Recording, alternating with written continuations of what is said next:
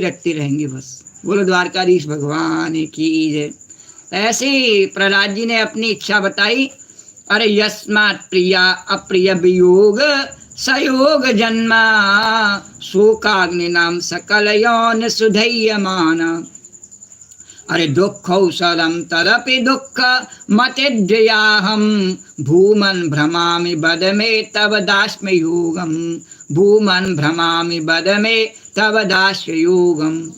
और हे अनंत, मैं जिन जिन गलियों योनियों में गया उन सब योनियों में प्रिय के वियोग और अप्रिय के संयोग से होने वाले शोक की आग में झुलसता रहा। चाहे किसी भी योनि में चले जाओ, सभी में ऐसा होता है कि अपना प्रिय से वियोग हो जाता है और अप्रिय से मिलना पड़ता है, उससे बातें करनी पड़ती हैं। तभी तो विभीषण ने कहा कि बरवलवास नरक करता था, दुष्ट संग नहीं देव दाता। तो पर विधाता क्या है कि दुष्ट संग जो देव दाता वो तो देता ही है, क्यों कहाँ जाएगा बच के। तो ये संसार ऐसा ही बनाया है कि जिनसे हम बात करना नहीं चाहते उनसे बात करनी पड़ती है, अप्रियों से मेल करना पड़ता है और अपने प्रियों से बिछो करना पड़ता है। जिनसे हम चाहते हैं कि हम मेल करें उनसे बिछो करना पड़ता है। ऐसा ही संसार बनाया भगवान ने। तो उससे क्या होता है कि शोक की आग में झुलसता रहा, एक मिलने पर दुख देता और एक बिछड़ने पर। तो उन दुखों को मिटाने की जो दवा है वह भी दुख रूपी है, और उनको मिटाने के लिए जितने उपाय व्यक्ति करते हैं, हम सब करते हैं नहीं, वो भी क्या है, आखिर में हमें दुख देने वाले होते हैं। ऐसा नहीं तो ऐसे जीऊंगा, ऐसा नहीं तो ऐसा करूंगा, फला व्यक्ति से मिलूंगा, उससे ये बात करूंगा, ऐसे अनेकों योजनाएं बनाते हैं पर आखिर में दुख ही उठाते हैं। तो मैंने जाने कब से अपने से अतिरिक्त वस्तुओं को अपना समझ करके इधर उधर भटक रहा हूँ।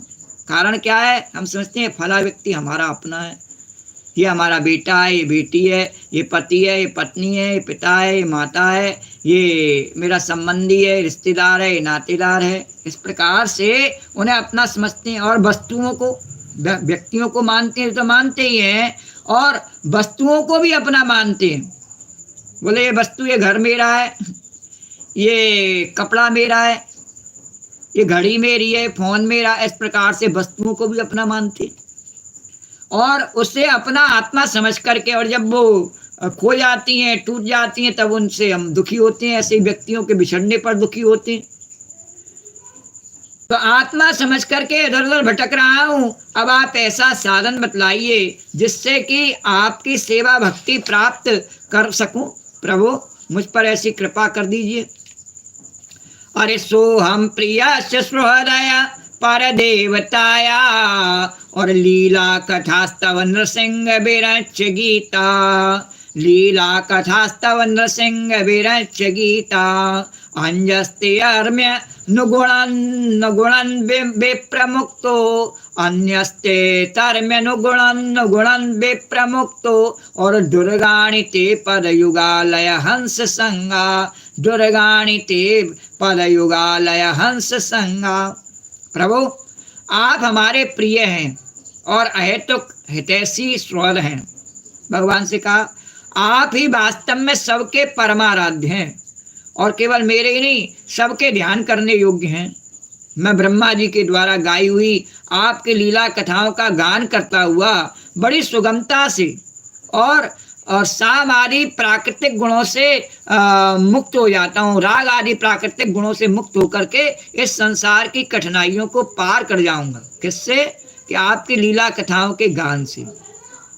क्योंकि आपके चरण युगलों में रहने वाले भक्त परमहंस महात्माओं का संग भी मुझे मिलता ही रहेगा। और भगवान का ऐसा चमत्कार है, भगवान को जिससे अपनी कथा करानी होती है नहीं, उसे संग बना देते हैं।